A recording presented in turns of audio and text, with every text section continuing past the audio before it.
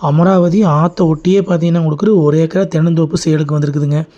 இதான் வந்து அமராவதி ஆறுங்க. ஆற்றை ஒட்டின மாதிரியே பார்த்தீங்கன்னா உங்களுக்கு ஒரு ஏக்கரா தென்னந்தோப்பு விற்பனைக்கு வந்திருக்குதுங்க.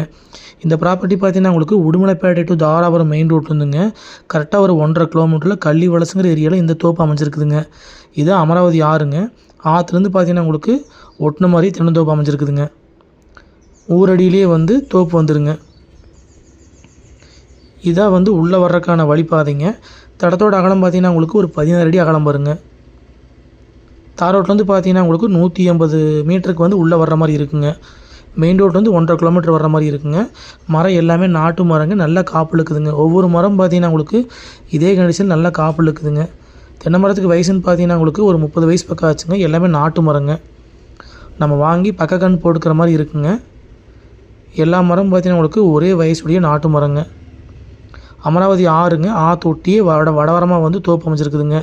இந்த தோப்புக்கு பார்த்தீங்கன்னா உங்களுக்கு ஒரு கூட்டு கிணறு சர்வீஸ் வந்துடுங்க. வாரத்தில் வந்து 4 நாளில் வந்து ஒரு நாள் கூட்டுங்க. சர்வீஸ் வந்து 5 ஹெச்பிங்க. இந்த தோப்பு பார்த்தீங்கன்னா உங்களுக்கு ஆற்று ஒட்டின மாதிரியே அமைஞ்சிருக்குதுங்க. ஆனால் வாக்கிய தண்ணி பாயாதுங்க.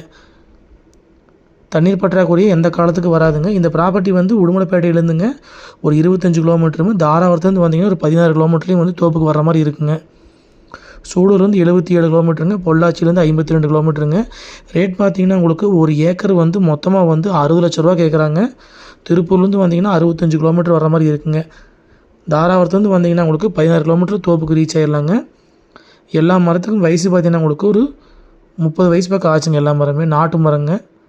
தண்ணீர் பற்றாக்குறை எந்த காலத்துக்கு வராதுங்க. அமராவதி ஆறுங்க. ஆற்று ஒட்டின மாதிரி அப்படியே வடவரமாக வந்து தோப்பு அமைஞ்சிருக்குதுங்க. மொத்த ஏரியா பார்த்தீங்கன்னா உங்களுக்கு 1 ஏக்கராங்க.